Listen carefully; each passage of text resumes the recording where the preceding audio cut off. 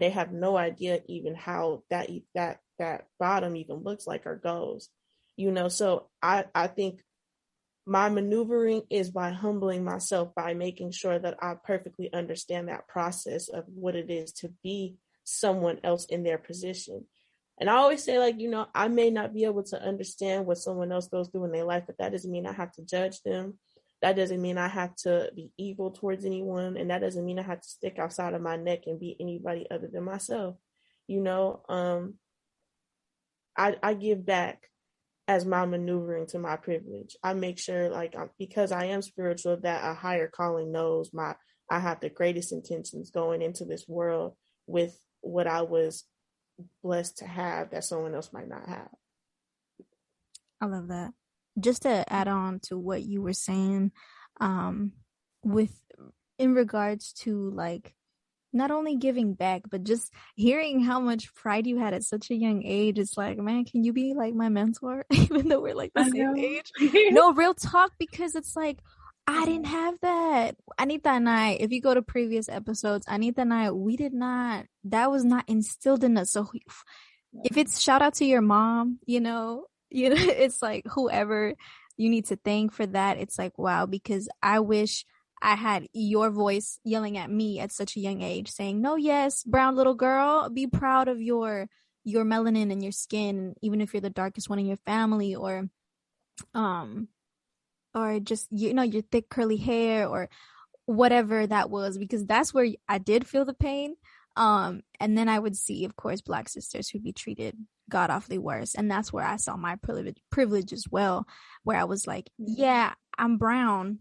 I may be the darkest one in my family, but my indigenous and Black sisters are, struggling even worse. And so it's like, you don't want to compare you don't want to compare your pain or struggle, but it's also like a check yourself, because you have privileges in some ways, once again.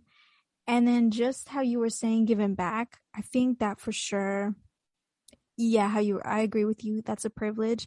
I am not in a place right now to be able to do so, but I did a few years back when I worked with Mecha.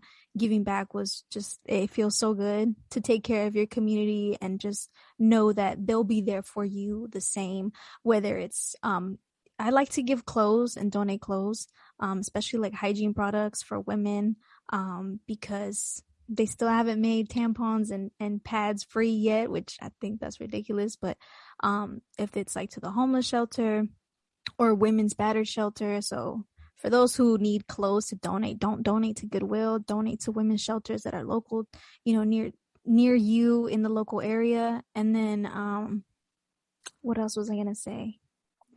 Not class, but what were the other ones?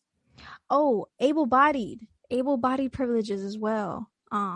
Some people, we talked about in the other episode, some people can't make it to certain things or be present just because, they can't physically be there, which holds them back. And I realize I also have cisgender and like heterosexual privilege. So I have friends that just can't tap into the same resources as I, or have access to those same resources just because they're, that they're gay, specifically friends who have gotten kicked out of their homes. That's a real tough one. I had a homegirl who got in high school too, straight when she turned 18, she got kicked out because she was gay or because she was being sexually active with a person. It's like, what? You're gonna shame me and kick me out of your home because I'm being sexually active? It's like, I'm super sex positive. I'm speaking for myself. And so to hear this coming from a friend that I really care about, it's just like, it's mind blowing to me, that these families would do that. They would shun their kid like that. Because I didn't grow up with that. You normalize and think that all families at a young age are the way other families are the way that your family is, right? You have like, oh, I had all this love and I had all this nurturing and this caring. And then you meet other people and you're like, oh, you didn't live like that. And so with the work with the kids that I work with, it's like, yeah, that's supposed to be the foundation that makes up of who you are. And they didn't have that. And it's like, of course they have all these, not to be, vulgar, but of course they have these fucked up issues because it's like, yeah, nobody taught them how to love appropriately. nobody showed them the right way. Nobody cared for them. And so to hear you talk about how you were so, you had all this, not opportunity, but even if you grew up in the hood or quote unquote hood, and struggled, the fact that you want to give back, because a lot of people are like, I'm out, I made quote unquote, I made it out and peace, right? A lot of people do that, but go ahead. Well, I just wanted to add something small, like, and you know what? when I talk about just my journey and my understanding of my own privilege, Mm-hmm. I don't even want to come off as the fact I'm glorifying it, because it can be a dark place, but I don't meet a lot of people that when they talk in that sense, they make light of it a lot of the time. Subconsciously we do, because it's our life. Our life is our life, and we go through things. And I know a lot of people that crack a laugh just to get through pain, Mm-hmm. because of the lack of their privilege, like how that affects life day in, day out of time, but first of all, you two are beautiful. And I would have loved to have been y'all friend when we were kids. And I'm like, I love you. I love yourself. I would have told you, wear your curly hair. I don't care. I will buy you the conditioner. Like I will buy the shampoo, the comb, everything, I had to just insert that because I'm like, I do, when I see a lot of people, they try to glorify certain stuff that is kind of like, girl, dang well. But I think that it's extremely important that when you figure out, kind of how I had like an aha moment in my class, it's important to really recognize, like, something that I have, someone else might not. Mm. Like it's always important when you wake up and just be like, wow, I'm extremely grateful that I'm who I am right now, and I'm not anybody else. Because at the end of the day, yeah, privilege is a mindset of just like an understanding of how systematic racism can play a part. We have a lot of other examples of how, we can all be privileged, but also just remembering not to make it such a dreadful experience, because this is the rest of your life if you're born this way. Or if things happen, and let's say, things happen with physically, emotionally, mentally, and a lot of people, I want to get to that, not even just switch, but a lot of people don't even mentally know how privileged they are. I've met people, I've been depressed several times in my life. I've almost taken my life several times in my life. And so there were people that even told me as a Black woman, they didn't even know what depression looked like. And that's traditional, it seems like, in POC families. Like a lot of people, I know people that they're like, I would never know what that feels like. And then it's, to them, it kind of doesn't exist. That's a privilege. That's a privilege to know that no matter what you go through, you're going to be okay mentally.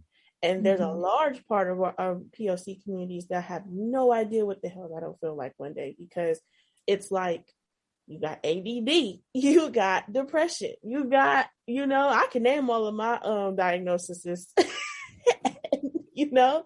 and some of that people will never know what that feels like. That's a privilege, and I have several diagnosed, I've been diagnosed with several different things, and I still wake up every day and be like, well, it could be worse. I could not know I have anything and not know how to control it, or I could not, but I think mental health, and whether you have or have not had it or experienced it, that is a privilege. I had just wanted to insert that in there. Oh yeah, we talked about that in our previous episode on mental health and activism, and you hit the nail. I was going to say, Anita, where was she when we talked about this? This would have been a great segment. Shit, like, I know. We should just do part 2.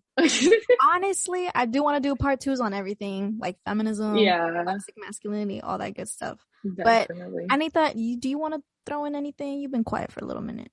What was the question? How do you maneuver with your privilege in your life? That is an interesting question. That's a great question. So right now, I feel like I'm trying my best to learn, first of all, what is it that my community needs? Because as I've said before, I am a detribalized Native person. So I view the world through a very different lens, and I experience the world through a very different lens, as opposed to like my siblings that are connected Indigenous people and that are reconnecting Indigenous people. So I, as my part of being part of that world, I have to do my job of listening and learning and using my privilege in a way to uplift their voices and to navigate and figure out how I can help them. And it's also not just from an I point of view, right? It's community based, because I cannot enter a space with an individualistic mindset. That's never acceptable. So I have to, but I'm going to speak on I's right now. I'm right now currently, I feel like I'm going through this awakening in a way where I have to relearn everything that I've been going through for the past few years, right? First, I identified as Mexicana, Latina, and whatnot, but then to really grow out of that and look at it, and it's not who I connect to. That's not who I am. My identity was erased from me from colonial times because of colonization.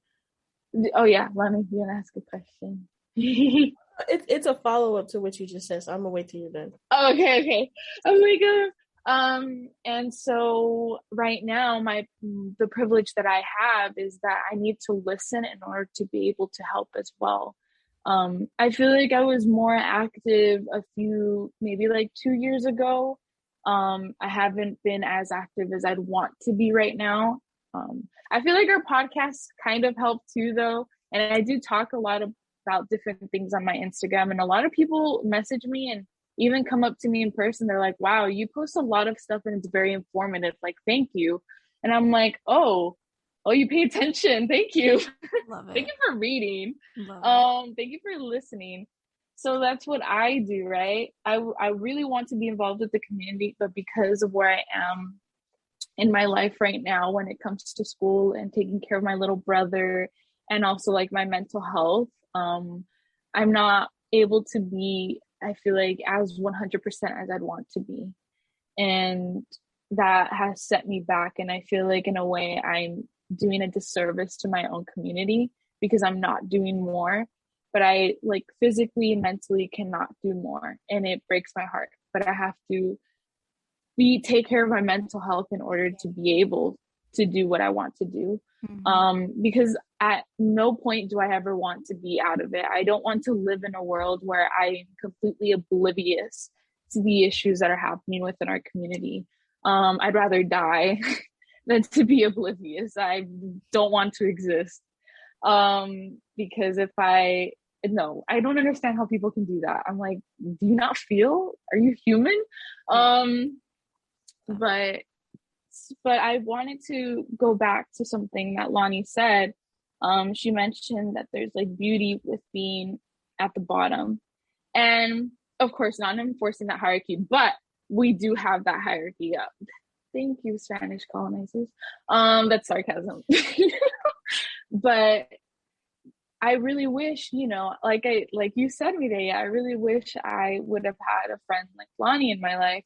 I really wish I would have had someone like that who would have told me like, hey, like, you should be proud of who you are. You should be just like all the time being so loud about who you are. Like, as Mireya and I have mentioned in previous episodes, like, we wanted to be anything but who we are. White. Yeah. Like, I wanted to have blue eyes. Like, how can I bleach these eyes? But like, you can't, unless I want to go blind. But I feel like it's so beautiful that there are people who grow up being super proud of who they are. And it's just, And I really wish I would have grown up around that. And there is beauty at being at the bottom. There's now where I'm at right now, I'm like, there's so much that I need to read up on that I do not have time to read up on. And I'm like, gosh, shit, I wish I had all the time in the world.